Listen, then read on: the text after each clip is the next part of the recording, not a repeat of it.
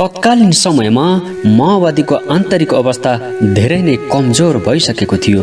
गणेशपुरको पराजय, त्यसपछि खारा अनि लगत्तै खाराबाट भाग्दै गर्दा अजय दलसँग कोटगाउँ र कोर्चाबाङ बीचमा भएको जम्काभेट र ठूलो क्षतिबाट माओवादी कमान्डरहरू धेरै नै हतोत्साहित भइसकेका थिए। चर्चित कोटगाउँ कोर्चाबाङ डाँडाको भिडन्त त्यही भिडन्त हो जहाँ अजय दलसँग जम्काभेट हुँदा माओवादीतर्फ ठूलो क्षति मात्र नभई उनीहरूका महत्त्वपूर्ण सूचनाहरू समेत नेपाल आर्मीले प्राप्त गर्न सफल भएको थियो, जसमा बाबुराम भट्टराई आफ्नो परिवारसहित बन्दी बनाइएको साथै प्रचण्ड इन्डियाबाट भागेर रोल्पा आई ओत गाविसको जङ्गलमा सेल्टर लिएर बसेको भन्ने महत्त्वपूर्ण सूचना सहित माओवादीमा आन्तरिक कलह सुरु भएको, त्यस्तै भारतले प्रचण्ड समूहप्रति नकारात्मक रवैया लिन सुरु गरेको हुँदा भारतलाई आफ्नो शक्ति प्रदर्शन गर्ने हेतुले खारामा पूर्ण शक्ति प्रयोग गरी हमला गर्ने र जित पश्चात नेपाल सरकारसँग खाराबाटै प्रचण्डले निर्णायक वार्ताको आह्वान गर्ने रणनीति लिएको आदि जस्ता महत्त्वपूर्ण सूचनाहरू अजय दलले हासिल गरी आर्मी हेडक्वार्टरलाई बुझाएको थियो, जुन सूचनाहरूले तत्कालीन नेपाली राजनीतिमा ठूलो तरङ्ग ल्याएको भए तापनि जङ्गी अड्डाले त्यसको सामरिक फाइदा भने लिन सकेन। फगत ठूलो सूचना प्राप्त गरेको भनी रेडियो र टिभीमा प्रसारण गर्नुबाहेक त्यो अवस्थामा माओवादीको लागि शान्तिपूर्ण अवतरणको बिन्दुको कुनै विकल्प बाँकी रहेको थिएन। त्यसकारण कमजोर सुरक्षा पोस्टमा हमला गरी आफ्नो गिरेको साख र दबदबा पुनः प्राप्त गर्ने र एकतर्फी सिज फायरको घोषणा गरी वार्ताको लागि रणनैतिक योजनाको कार्यान्वयन गर्ने अर्को सम्भावनाको खोजीमा उनीहरू थिए। यसको लागि सर्वप्रथम त माओवादीहरूले मध्यपश्चिमको कुनै एक पहाडी स्थानको कमजोर सुरक्षा पोस्टको रेकी गर्दै थिए, जसमा जाजरकोट, दैलेख, रोल्पा वा दाङलाई टार्गेट गरेका थिए, तर जाजरकोट चाहिँ निश्चित प्राय गरिसकेका थिए। यही क्रममा नेपाली सेनालाई सुर्खेत जुम्ला सडक निर्माण कार्य पूरा गर्नुपर्ने बाध्यता तथा प्रेसर निकै बढेको थियो। सोही बाटो निर्माण कार्य पूरा गर्ने उद्देश्य लिई कालीकोट सदरमुकाम मानमा अगाडि कतै बेस निर्माण गर्नको लागि योजना बनाउने क्रममा पिलीमा बेस बनाई बाटो निर्माण कार्य अगाडि बढाउने योजना तयार गरियो। सोही योजना अन्तर्गत उक्त ठाउँमा फौज परिचालन गरी आफ्नो डिफेन्स तयार पार्ने र बाटो निर्माण कार्य सुचारू गर्नका लागि भनी काठमाडौँ स्थित तत्कालीन पायोनियर गणबाट भर्ना गरिएका करिब 200 जना जति नन कम्ब्याटेन्ट पिपाहरूलाई नेपालगञ्ज स्थित पिर्ताना हेडक्वार्टरमा लिएर आई करिब 2 महिना पिर्तानाको सरसफाई गर्ने कार्यमा व्यस्त राखी पछि देवीदल, श्रीजङ र काली दलबाट इन्जिनियरिङ सपोर्टको लागि केही जवानहरू सहितको मिश्रित सुरक्षा गुल्म 2062 साउन 2 साता कालीकोटको पिलीमा तैनाथ गरिएको थियो। ती पिपाहरूले पिली आउनु अगाडि पिर्तना हेडक्वार्टरमा तालिमको नाममा जम्मा 3 राउन्ड गोली फायर गर्ने मौका पाएका थिए भने लगत्तै उनै थोत्रा SLR हतियार बोकी अति संवेदनशील इलाकाभित्र पर्ने कालीकोटको पिलीमा तैनाथ भएका थिए। यत्तिकैमा कमजोर कमान्ड कन्ट्रोल भएको मिश्रित सुरक्षा फौज, त्यो पनि काठमाडौँबाट आएका भूगोलको बारेमा पूर्ण रूपले अनभिज्ञ र त्यसमा पनि झनै रणनीतिक रूपले कमजोर हुने स्थानमा डिफेन्स लिएको त्यो फौज बारेको खबर माओवादी पक्षमा पुग्न गएको थियो। उता माओवादीहरू कमजोर पोस्ट वा बेसको खोजीमा लागेर लगभग जाजरकोटको एउटा स्कुल हाताभित्र तैनाथ नेपाली सेनाको एउटा सानो सुरक्षा बेसलाई अन्तिम टार्गेट बनाइसकेको अवस्थामा यो खबर प्राप्त गर्न साथ आफ्नो योजनालाई परिवर्तन गरी पिलीतर्फ मुभ भएर आफ्ना केही अनुभवी रेकी टोली पिलीमा पठाई हमला गर्ने नयाँ योजना तयार गरे। आफ्ना प्रमुख योद्धाहरू जित र विभेद बिना खारामा लड्दा हारको दोष लागेका जनार्दन शर्माले कुनै विलम्ब नगरी सेनाको गतिलो फोर्टिफिकेसन नबनाउँदै पिलीमा आक्रमण गर्न सके जित निश्चित छ भन्दै आक्रमण गर्ने मनस्थिति नभएका प्रचण्डलाई बल्ल तल्ल मनाएका थिए। यता पिलीमा तैनाथ भएको 2 हप्ता पनि नहुँदै र आफ्नो किल्लाबन्दी पनि पूर्ण रूपमा तयार गर्न नपाउँदै सेनाले माओवादीको आक्रमणको सामना गर्नु पर्यो। आक्रमणको दिन अर्थात् 2062 साउन 23 गते पिली बेसमा हेलिकप्टरबाट निर्माण सम्बन्धी सरसामान लिएर पहिलो पटक त्यो बाटो निर्माण कार्यदलको कमान्डर कर्नेल राजु देवकोटा त्यहाँ आएका थिए। तर उनी आफ्नो ब्यारेक हाताभित्र पुगेर आफ्नो फौजलाई भेट्न नपाउँदै माओवादीहरूबाट आक्रमण सुरु भएको थियो भने लगत्तै आफूले बोकेका सामानहरू फ्याँकेर सेनाका जवानहरू तल्लो बाटो लुक्दै ब्यारेकतर्फ दौडेका थिए। यता पिलीका क्याप्टेनले कर्नेल देवकोटालाई आक्रमणको बीचमै जोगाएर ब्यारेकभित्र पुर्याएका थिए। पिली बेस क्याम्प हाताभित्र तयार पारिएको हेलिप्याड साँगुरो भएको हुँदा सो दिन पाइलटले बेसबाट करिब 400 मिटर टाढा केही तल पिली स्कुल नजिकको खेतमा सामान बोकेको हेलीलाई अवतरण गराएका थिए। सो अवस्थामा हेलिकप्टरबाट आएको सामान बोक्न भनी करिब बेसभित्रको आधा भन्दा बढी जवानहरू खाली हात त्यस हेलिकप्टरले सामान झारेको स्थानतर्फ लागेका थिए। जसै हेलिकप्टरबाट सामान अफलोड गरेर पाइलटले फर्किनको लागि टेक अफ मात्र गरेका थिए, त्यति नै बेला हेलिप्याड वरपर र ब्यारेकमा एकसाथ माओवादीले आक्रमण गर्न सुरु गरेका थिए। वास्तवमा 5:30 बजे तय गरिएको आक्रमण तत्कालीन ट्याक्टिकल परिस्थिति खाली हात जवानहरू सामान उतार्न बाहिरिएको मौकाको फाइदा उठाउँदै माओवादीहरूले 4 बजे नै आक्रमण सुरु गरेका थिए।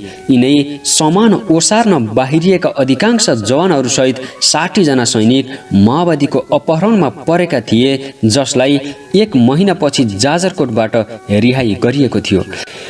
आक्रमणको सूचना पीर्तना हेडक्वार्टरमा तुरुन्त रेडियो सेट मार्फत आउन सुरु गरेको थियो भने हेलिकप्टर चालकले पनि नेपालगञ्जमा आई पूर्ण विवरण दिएका थिए। उता पिलीमा आक्रमण सुरु भएको खबर पाउन साथ यता नेपालगञ्जमा रहेको अजय दल गुल्मलाई तयारी हालतमा रिइन्फोर्स गर्नका लागि राखिएको थियो। तर रातभरिको कारबाहीमा विभिन्न कारणबाट फौज पठाउन नसकेकोले भोलिपल्ट बिहानै 5:45 बजे मात्रै अजय दल गुल्मपति नवल शाहको कमान्डमा पहिलो प्लाटुन अर्थात् 30 जनालाई MI-17 हेलिकप्टरबाट पिलीतर्फ पठाइएको थियो। वास्तवमा पिलीमा फौज पठाउने योजना हतारमा पीर्तना हेडक्वार्टरमा बनाइएको थियो। पिली बेसमा रिइन्फोर्स गर्नको लागि पहिलो हेलिकप्टरमा अजय दल गुल्मपति र 1 प्लाटुन पठाउने र योजना अनुसार त्यो प्लाटुन पिली बेसमा झरी इलाका सेक्योर गर्ने अनि अजय दलको बाँकी 2 प्लाटुन फौजलाई पटक गरी झार्ने रहेको थियो। योजना हतारमा जे जस्तो बनाइएको भए तापनि पिली आक्रमणको भोलिपल्ट करिब 12 घण्टा पश्चात अर्थात् साउन 24 गते करिब 5:35 बजे मात्र गुल्मपति सहितको पहिलो प्लाटुन बोकेको हेलिकप्टर नेपालगञ्ज राजा ब्यारेकबाट पिलीको लागि उडेको थियो भने माओवादीले पिली बेसलाई कब्जा गरी त्यसै स्थानमा रहेको भन्ने खबरहरू पीर्तना हेडक्वार्टरलाई प्राप्त भइ नै राखेको थियो। हेलिकप्टरबाट चुस्त दुरुस्त ओर्लेर फायर गर्ने ड्रिलको समेत रिहर्सल गरी पूर्ण रूपले कुनै पनि आउन सक्ने अवस्थासँग लड्न र भिड्नका लागि तयार भएर पहिलो प्लाटुन आफ्नै गुल्मपतिको कमान्डमा उच्च साहसका साथ उडेको थियो। हेलिकप्टर बिहान करिब 6:10 बजेतिर पिली बेस पुगेर सोही स्थानको माथि उडिराखेको थियो। तर अफसोस चालकहरूले हेलिकप्टरलाई त्यहाँ ल्यान्ड गर्न मानेनन्। अजय दल उड्नुभन्दा अगाडि माओवादी विद्रोहीहरूले बिहानसम्म पनि बेसलाई कब्जामा लिएर डिफेन्समा बसेको सूचना प्राप्त भएको थियो र सोही अनुसार अजय दलको टोली पिली क्लियर गर्न हेलिकप्टरमा तयारी हालतमा गएका थिए। चालकहरूले पिली बेसभित्र ल्यान्ड गर्न कोसिस गर्दै पिली गाउँको वरिपरि हेलिकप्टर उडाइराखेका थिए भने फौज हेलिकप्टरबाट ओर्लन साथ इलाका क्लियर गर्ने गरी तयारी हालतमा हतियार ताकेर बसेका थिए। तर बेसभित्र बनाइएको हेलिप्याड साह्रै नै साँघुरो रहेको र बाहिर ल्यान्ड गर्दा सुरक्षामा सम्झौता हुने सोचेर होला हेलिकप्टर चालक अचानक मानमतिर फर्केको देखि तयारी हालतमा बसेका अजय दलका गुल्मपतिले चालक दलसँग कुरा बुझ्दा मानमतर्फ फर्किन लागेको र त्यहाँ अवस्थित गुल्मको हेलिप्याडमा अवतरण गर्ने भनी जानकारी गराएका थिए। गुल्मपतिले नै पिलीमै अवतरण गर्न 2-3 पटक अनुरोध गरे पनि चालक दलले चाहिँ टेक्निकल कारण ल्यान्ड गर्न नमिल्ने भनी आफ्नो हेलिकप्टरलाई मानमातिर सोझाए। हेलिकप्टर मानमा पुगेर ल्यान्ड गर्ने क्रममा चालक दललाई ल्यान्ड गर्न समेत टेक्निकल कारणले हम्मे परेको थियो। झन्डै हेलिकप्टर हेलिप्याड नपुग्दै भिरालो जमिनतर्फ सोझिसकेको थियो। त्यसबेला हेलिकप्टरले आफ्नो शक्ति गुमाएर अनियन्त्रित रूपमा जमिनतर्फ झरिराखेको थियो। तर कुशल चालक दलका सदस्यहरूले कुशलतापूर्वक नै हेलीलाई ल्यान्ड गर्न सफल भएका थिए। लगत्तै गुल्मपति सहितको प्लाटुनलाई त्यहाँ झारी उक्त हेलिकप्टर पुनः नेपालगञ्जतर्फ उडेको थियो। कथम कदाचित यदि उक्त हेलिकप्टर फर्स्ट टेकमै पिलीमा ल्यान्ड भएको भए अजय दलको 30 जना अनुभवी र कमान्डो फौजको माओवादीसँग आमने सामनेको खतरनाक लडाईँ हुने निश्चित थियो, किनकि त्यति बेलासम्म माओवादीहरूले पिली बेस क्याम्प छोडेका थिएनन्। यता मान्मामा हेलिकप्टर ल्यान्ड भएपछि मान्मा स्थित शाही नेपाली सेनाको गुल्मको हाताभित्र पुगी उक्त अवस्थामा त्यहाँ रहेका पदिक तथा बिल्लादारहरूसँग अजय दलको गुल्मपतिको समन्वय तथा सूचनाहरू आदान प्रदान भएको थियो। मान्मा ब्यारेकमा त्यहाँ हुनुपर्ने अधिकृतहरू हमला भएको बेलुकीदेखि नै पिली रिइन्फोर्स गर्न पेरिमिटर बाहिर गएको हुँदा तल्लो तहको कमान्डरहरू मात्र ब्यारेकमा उपस्थित थिए। त्यति नै बेला पिलीमा तैनात भएका अधिकृत मध्ये एकजना क्याप्टेनसँग मानमा गुल्म हेडक्वार्टर अपरेटरको सम्पर्क स्थापित भएको सुनेर अजय दल गुल्मपतिले आफै सिग्नल रुममा गई उक्त क्याप्टेनसँग कुरा गर्न थाले। दुईजना बीचको भएको कुराकानी अनुसार ती सेनाका क्याप्टेन पिली नजिकैको गुफामा लुकेको र माओवादीहरू अझै पिली बेसभित्रै रहेको सूचना बास्नोला थर भएका उनले दिएका थिए। साथै माओवादीहरू पनि त्यही नजिकै बोल्दै गरेको र आफूलाई मार्न लागिसके भन्दै सुरक्षित रेस्क्यु गर्न बारम्बार अनुरोध गरिराखेका थिए।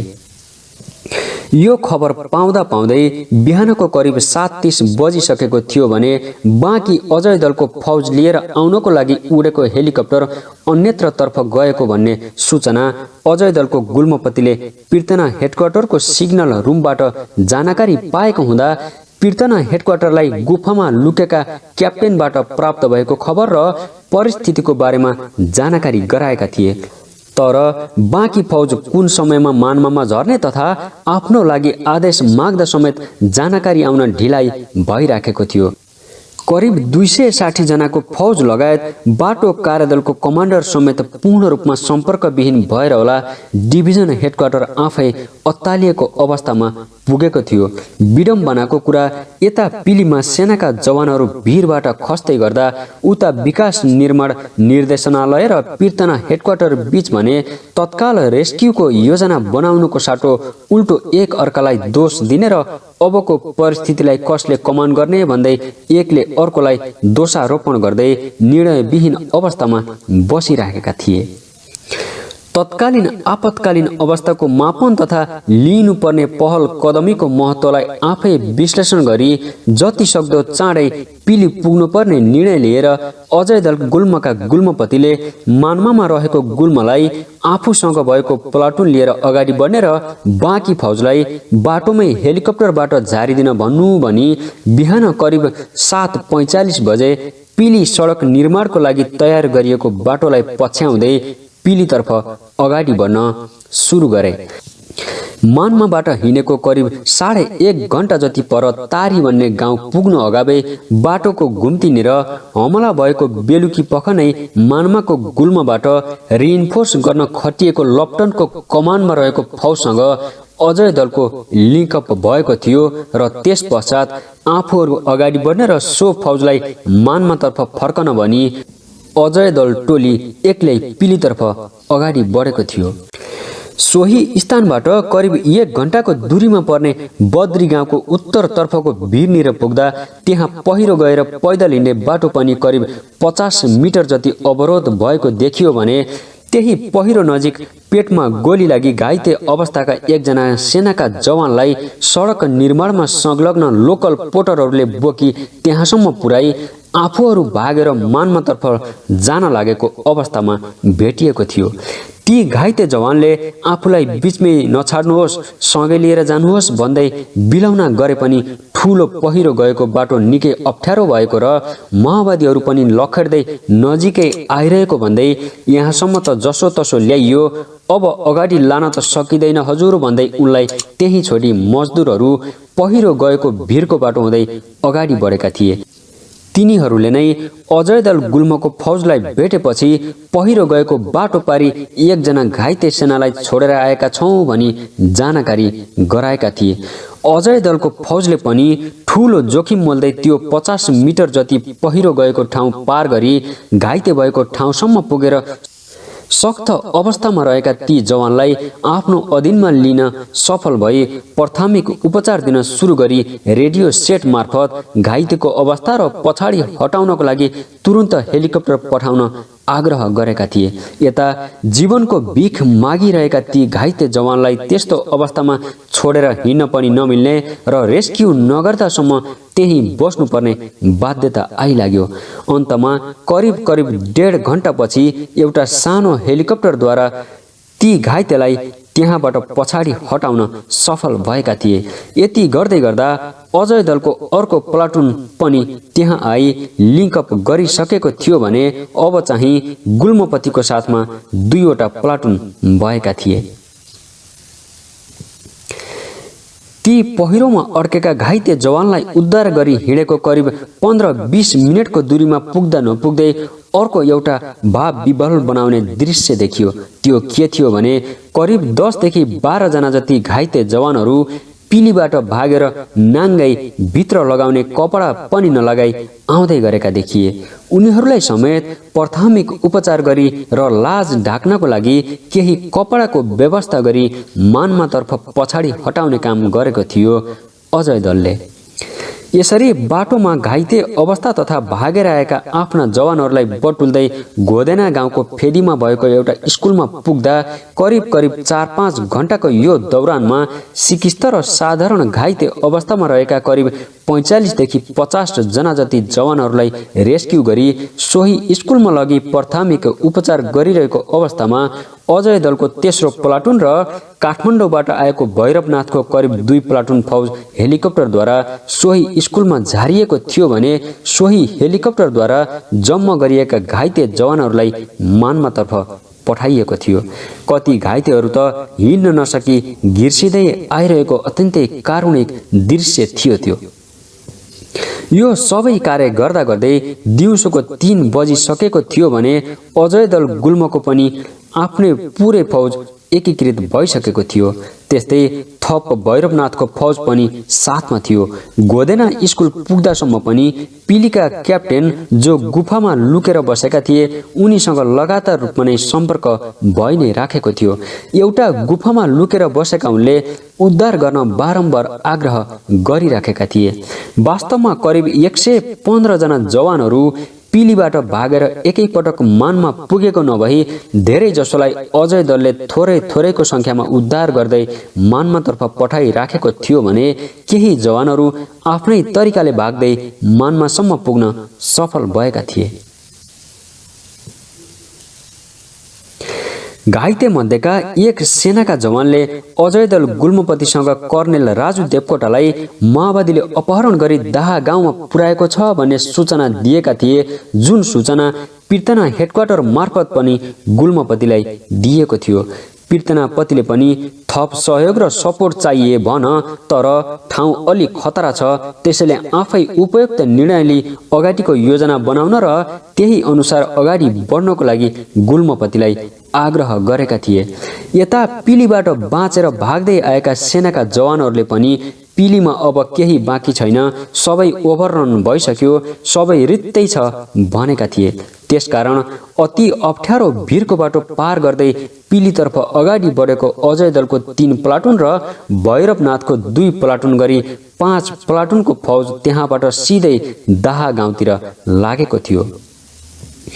दाहातर्फको बाटोमा पनि पिलीबाट भाग्दै आएका केही सैनिक जवानहरू घाइते अवस्थामा भेटिएका थिए। उनीहरूलाई उद्धार गर्दै उक्त फौज दाहा गाउँ पुगी सम्पूर्ण गाउँलाई क्लियर गर्दा पनि अपहरण गरिएका कर्नेल भने भेटिएनन्। यति बेलासम्म लगभग रातको 8:30 बजिसकेको थियो भने अँध्यारो रातमा अप्ठ्यारो भिरको बाटो पार गर्दै पिली पुग्न नसकिनेदेखि भोलिपल्ट बिहानै 4 बजे पिली पुग्ने योजना बनाई फौज दाहा गाउँ नजिकैको भिरमा उज्यालो नहुन्जेल ट्याक्टिकल ब्रेक लिएर बसे।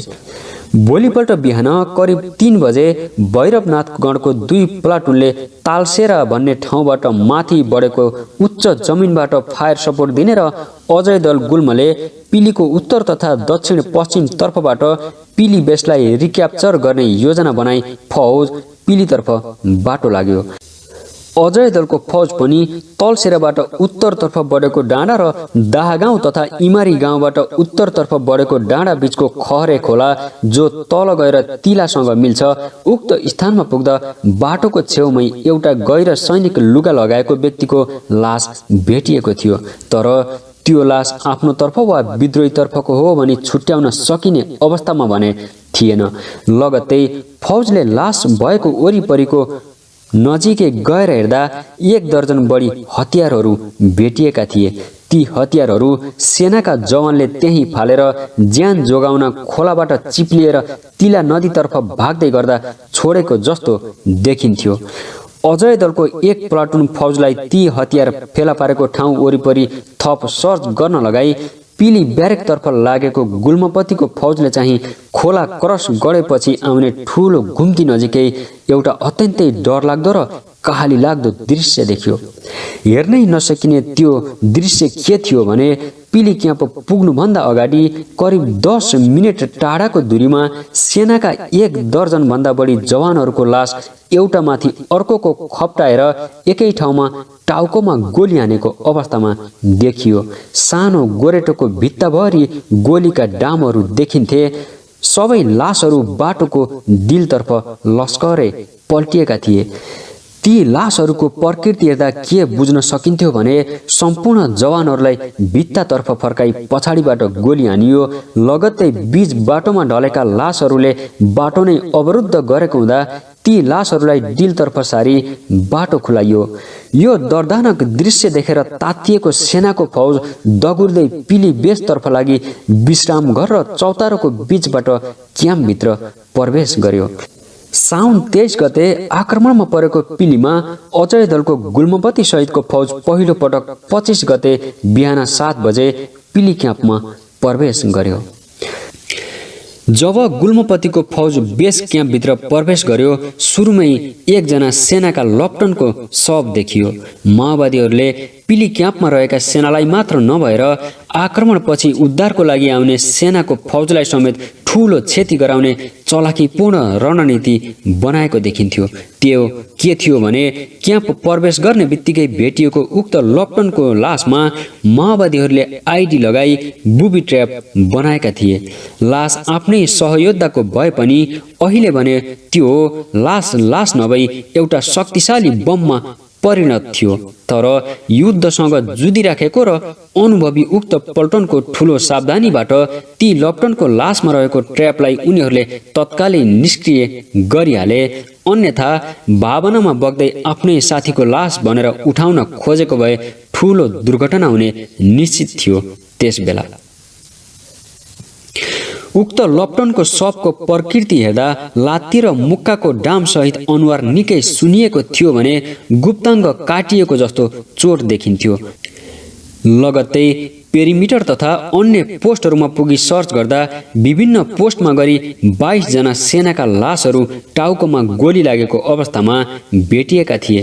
त्यस्तै क्याम्प भित्रै र वरिपरि केही मजदुर तथा 2 दर्जन बढी माओवादीका लासहरू पनि देखिएका थिए।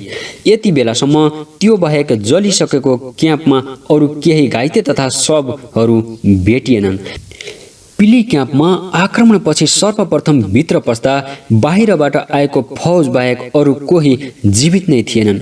सम्पूर्ण गाउँ नै डरलाग्दो गरी प्रलयमा डुबिरहेको जस्तो लाग्दथ्यो। हुन पनि जताततै लासै लास र अस्त व्यस्त मात्रै, बमले ध्वस्त भएका र जलिरहेका छाप्राहरू। सिराको स्वामी स्वर्गे हुँदा घर बस्नेलाई थाहा छैन, सिसै काट्यो नि गोलीले, रणमा पारी मरेछन् लाहुरे, बाबा रुन्छ लौ वर्षदिन, आमा जुगाउ भारी लौ हजुर। पिली आक्रमणको राति करिब 1 बजेसम्म पिलीको सुरक्षार्थ खटिएको फौज निकै बहादुरीपूर्वक लडिरहेको थियो। जति बेलासम्म माओवादीतर्फ 1 जना कमान्डर सहित 2 दर्जन बढी लडाकुको ज्यान गइसकेको थियो। यति बेलासम्म सेनातर्फ भने खासै ठूलो क्षति भएको थिएन। माथिल्लो भागमा रहेको जीपीएमजीको फायरबाट आफ्नो तर्फ क्षति बढ्दै गएपछि 4 महिना पहिले खारामा बगेको जस्तै घटना दोहोरिने ठानी माओवादीहरू धेरै नै हतोत्साहित बनी रिट्रिटको मनस्थितिसम्मै पुगेर एकछिन त युद्ध नै रोकिसकेका थिए। तर राति 1:30 बजेतिर माथिल्लो बाटोबाट काँडेतार नजिकै आइसकेका 1 जना माओवादी छापामारले जीपीएमजी हतियार रहेको पोस्ट खाली देखि यो पोस्ट त खाली छ भन्दै पछाडि खबर गरेका थिए। लगत्तै माओवादीका लडाकुहरू सोही पोस्टको बाटो हुँदै आर्मीले प्रयोग गर्ने सुरुङ प्रयोग गर्दै मुख्य क्याम्पसम्म पुगेका थिए। यसरी माओवादीहरू क्याम्पभित्र सजिलै प्रवेश गरिसक्दा पनि विभिन्न पोस्टहरूमा अपोजिट डिरेक्सनतर्फ हतियार सोझाएर बसेका सेनाका 22 जना जवानहरूले भने यो कुराको पत्तै पाएनन्। यिनै 22 जना जवानहरूको लास टाउको पछाडिबाट गोली हानेको अवस्थामा भेटिएको थियो। वास्तवमा पिली क्याम्पको माथिल्लो पोस्टमा रहेको जीपीएमजीको कमान्ड गरेका सेनाका 1 जना हवलदार गोली लागि ढलेपछि र नजिकै रहेका केही जवानहरू पोस्ट छाडी तलतिर लागेपछि उक्त जीपीएमजीको पोस्ट खाली बन्न पुगेको थियो, जुन माओवादीको लागि क्याम्पभित्र प्रवेश गर्ने मुख्य आधार बन्यो। जसको फाइदा उठाउँदै माओवादीहरू पोस्टमा रहेका सैनिकलाई नजिकैबाट ढाल्दै मुख्य क्याम्पसम्म पुग्दा त लगभग हात हालहालको अवस्था नै सिर्जना भएको थियो। ब्यारेक पुरै माओवादीको कब्जामा पुगेको पत्तो पाइसकेका युद्ध अनुभवी कर्नेलले लकेटा हो, अब सक्छौ भने आफ्नो ज्यान जोगाऊ भन्दै बाहिरिएका थिए भने लगत्तै बाँकी रहेको सेनाका सदस्यहरू पनि ज्यान जोगाउन क्याम्प छाडेर आफ्नै तरिकाले भागेका थिए। भाग्न नपाएका सैनिक जवानहरूलाई चाहिँ अधीनमा लिँदै माओवादीहरूले बेस पूर्ण रूपमा आफ्नो कब्जामा लिए सेनाका बन्दोबस्तीका सामानहरूमा आगजनी गर्दै लगभग 200 स्थान जति हतियार र सेनाको रासन आफ्नो साथमा लिएका थिए। पिली बेसमा रहेका 280 थान हतियार मध्ये पहिलो दिनमै करिब 50-60 नाल सहित करिब 80 थान हतियार रिइन्फोर्स गर्न पुगेको अजय दलको अपरेसन टोलीले रिकभर गर्न सफल भएको थियो। यता 25 गते बिहानै पिली क्याम्पभित्र छिरेको अजय दलको फौज भने थप सर्च गर्दै गर्दा नजिकै कोही रोहिरहेको आवाज आयो। को हो भनी हेर्न जाँदा स्थानीय शक्ति मल्लको शव नजिकै उनका परिवारहरू बिलौना गरिरहेका देखिन्थे। शक्ति मल्ललाई माओवादीले सेनाको खाद्यान्न ढुवानी गरेको आरोपमा ब्यारेकको पेरिमिटरभित्र हेलिप्याड नजिकै उनको नाक कान र घाँटी काटी बिहान पख हत्या गरेको कुरा उनको परिवारले मानव अधिकार कर्मीको टोलीलाई बताएका थिए भने शक्ति मल्ल पहिले पनि माओवादीको कारबाहीमा परेका र मान्मामा बस्दै आई पिलीमा सेना आएपछि मात्र पुनः त्यहाँ फर्किएको कुरा मानव अधिकारको एउटा रिपोर्टमा उल्लेख छ। फौज पिली पुगेको भोलिपल्ट क्याम्पमा रहेका जवानहरूले सर यो तलको भिरबाट एकदम नराम्रो दुर्गन्ध आइरहेको छ भन्दै खबर ल्याए। लगत्तै के रहेछ भनी भिरतर्फ गई डिलमाथिबाट तलतिर हेर्दा अनकन्टार भिरमा सेनाका लासहरू अड्किरहेका देखिए। लगत्तै अजय दलका कमान्डरले त्यहाँ देखिएको अवस्थाको बारेमा काठमाडौँमा खबर गरी भिरबाट लासहरूको उद्धार गर्न स्पेशल फोर्सको माग गरे, किनभने डोरीको सहायतामा दुवै हात छोडेर काम गर्न सक्ने क्षमता उक्त स्पेशल फोर्समा थियो।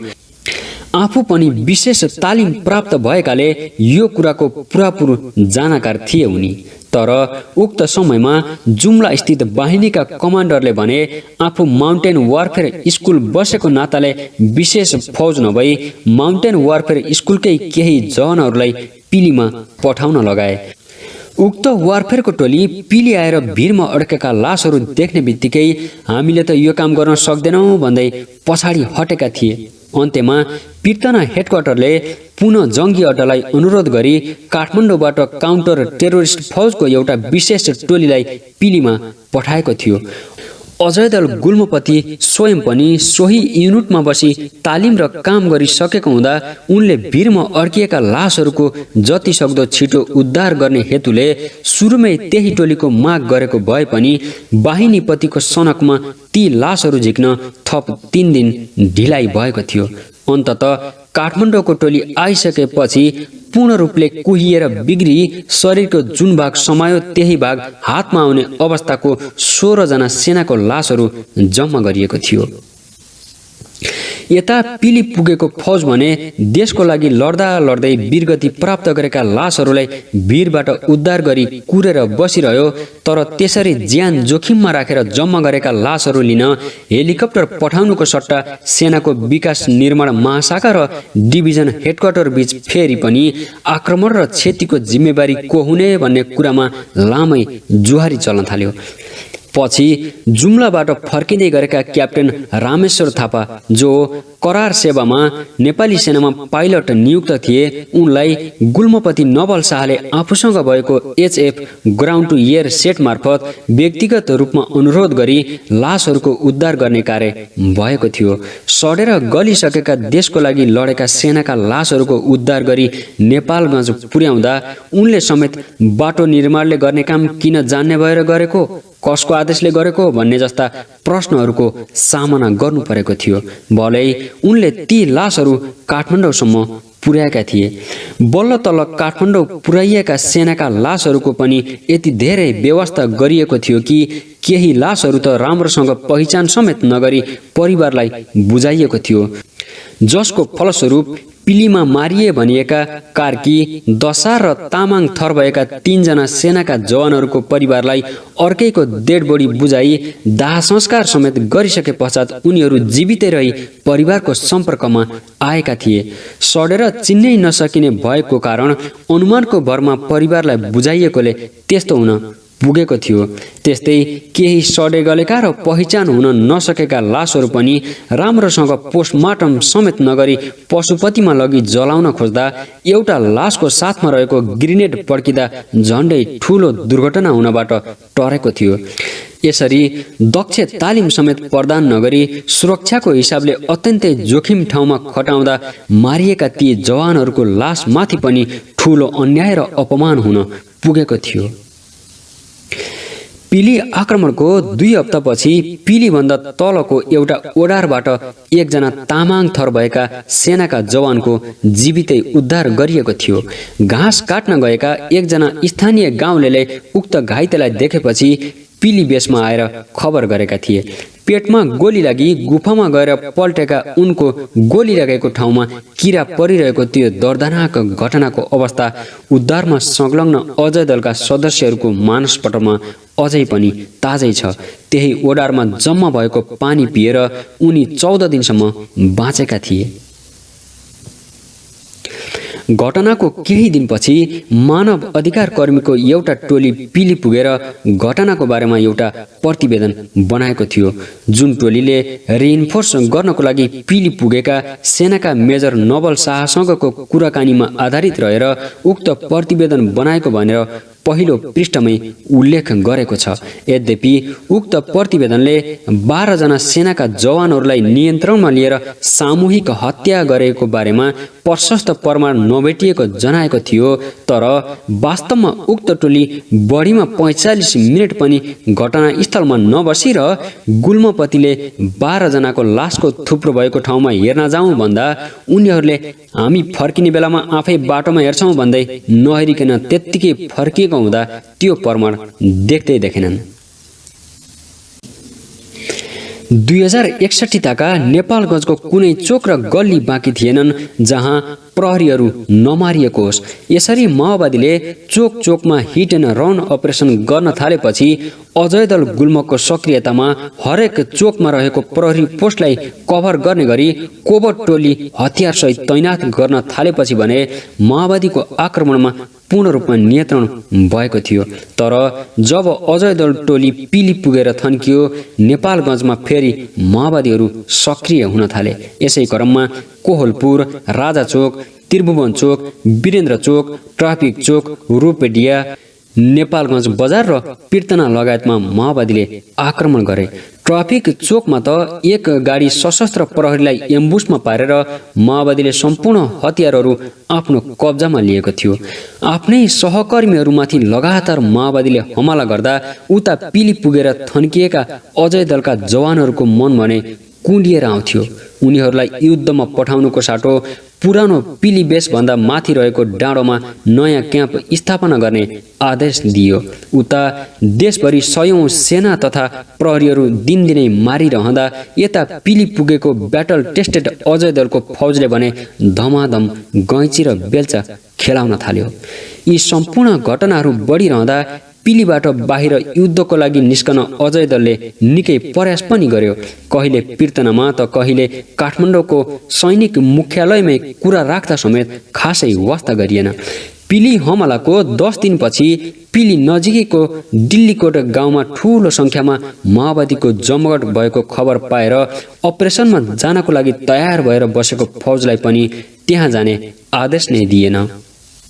उता भित्रभित्रै विभिन्न राजनीतिक दलहरूको माओवादीले सघाउने ठूलो खेल सुरु भइसकेको थियो, जसको फलस्वरूप अजय दल लगायत अन्य केही माओवादीप्रति आक्रामक ठहरिएका सुरक्षा बेसहरूलाई समेत पृथक जिम्मेवारी दिँदै युद्धबाट अलग्याइएको थियो भने अझै ठूला ठूला आक्रमणहरू गराइदिनु पर्यो भनी राजनीतिक नेताहरूले माओवादी समक्ष आग्रह नै गरेका थिए, जसको आशय अप्रत्यक्ष रूपमा धेरै संख्यामा सुरक्षा कर्मीहरूको हताहती गराइदिनु पर्यो भन्ने नै थियो।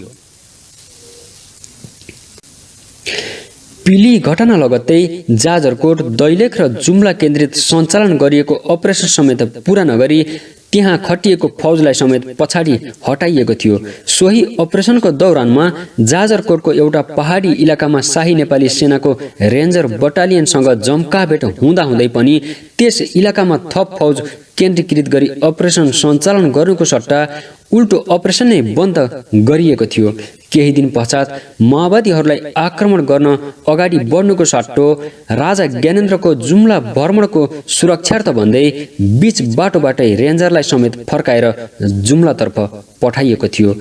पिली रिइन्फोर्स गर्न आएको भैरवनाथको 2 प्लाटुन फौज पनि 1 हप्ता पछि नै जुम्लातर्फ बोलाइए। पिली आक्रमण गरी फर्किएका माओवादी विरुद्धको अपरेसन कालीकोट केन्द्रित हुनुपर्नेमा जुम्ला केन्द्रित हुन पुग्यो। तत्कालीन राजा जुम्ला जाने बेला पिली अवलोकनको लागि पिलीमा अवतरण गर्ने खबर पाएर त्यहाँ अवस्थित अजय दलले हामीलाई युद्धमा पठाइयो सरकार, हामी लड्न चाहन्छौँ भनी प्रत्यक्ष गुनासो राख्ने तयारी समेत गरेको थियो। तर अफसोस राजा पिलीको आकाशबाटै 2 फन्का मारी सिधै जुम्लातर्फ हानिए। पिली नजिकैका गाउँहरूमा माओवादीको जमघट र चलखेल बढेको धेरै खबरहरू पाएको अजय दलले उक्त ठाउँमा अपरेसनको लागि जान खोज्दा समेत आदेश नै दिएन। यी यावत घटनाक्रमहरू हेर्दा केही शक्तिहरू तत्कालीन विद्रोही माओवादीलाई सघाउन र राजालाई एक्ल्याउनको लागि परेका थिए भनेर अड्कलबाजी गर्न खासै गाह्रो पर्दैन थियो। यता यी विभिन्न घटनाक्रमहरू चल्दै गर्दा उता नवल शाहको नेतृत्वको फौजले आक्रमणमा परेको पिली बेस क्याम्पलाई पुनः सुदृढ गरेपछि भने अन्यलमा परेको कर्णाली राजमार्ग निर्माण कार्य पुनः सुचारू हुन पुगेको थियो। बाटो खोल्यो मोटर चाल्यो जुम्ला कालीकोटको बाटो खोल्यो मोटर चाल्यो जुम्ला कालीकोटको पिली आक्रमणमा सफलता पाए पनि आफूले सोचे जसरी जनयुद्ध अगाडि नबढ्नु अन्य नेताहरूले पनि आफ्ना सयौं कार्यकर्ता मारिँदा प्रचण्ड चाहिँ इन्डियामा बसेको भनी असन्तुष्ट व्यक्त गर्न थालेको र भारतमा पनि सीपी गजुरेल र मोहन वैद्य जसरी आफू पनि समातिने खतरा देखेर प्रचण्ड 2061 असारमा लामो भूमिगत बाटो हुँदै नेपाल फर्किएका थिए। माओवादी पोलिट ब्युरो सदस्य रहेका सीपी गजुरेल 2060 भदौमा दक्षिण भारतको चेन्नई विमानस्थलबाट समातिएका थिए। उनले चेन्नईबाट लन्डन जानको लागि एकजना बेलायती नागरिकको रातो पासपोर्टमा आफ्नो फोटो टाँसेका थिए। अग्लो कद र सेतै कपाल फुलेका गजुरेल झट्ट हेर्दा पश्चिमा जस्तै लाग्दथे, तर पनि उनी अध्यागमनको नजरमा परिहाले। त्यस्तै 2060 चैतमा मोहन वैद्य पनि सिलगढीमा समातिए। आँखाको मोतीबिन्दुको अपरेसन गरेर एउटा अस्पतालबाट बाहिरिँदै गर्दा उनी समातिन पुगेका थिए। माओवादीले जनयुद्ध थाल्दा एक्लै लडेर भए पनि संसारलाई पछारेर क्रान्ति गरी छाड्ने महत्त्वकांक्षी उद्देश्य त राखेका थिए, तर अगाडि बढ्दै जाँदा विभिन्न घटनाक्रमले गर्दा त्यो सम्भव नभएको निष्कर्ष निकाले। दरबार र दिल्लीबाट बेला बखत कार्यनीतिक लाभ पाए पनि आन्दोलनलाई निर्णायक बिन्दुमा पुर्याउने रणनीतिक सहयोग भने पाउन सकेनन्। न त सैन्य मार्गबाट नै काठमाडौँलाई कब्जा गर्न सके, न त व्यापक जनविद्रोहबाट। र अन्त्यमा अन्तर्राष्ट्रिय वैधता भएका संसदीय दलहरूसँगको सहकार्यबाट मात्रै गणतन्त्र स्थापना गर्न र सत्तामा पुग्न सकिन्छ भन्ने निष्कर्ष निकाले।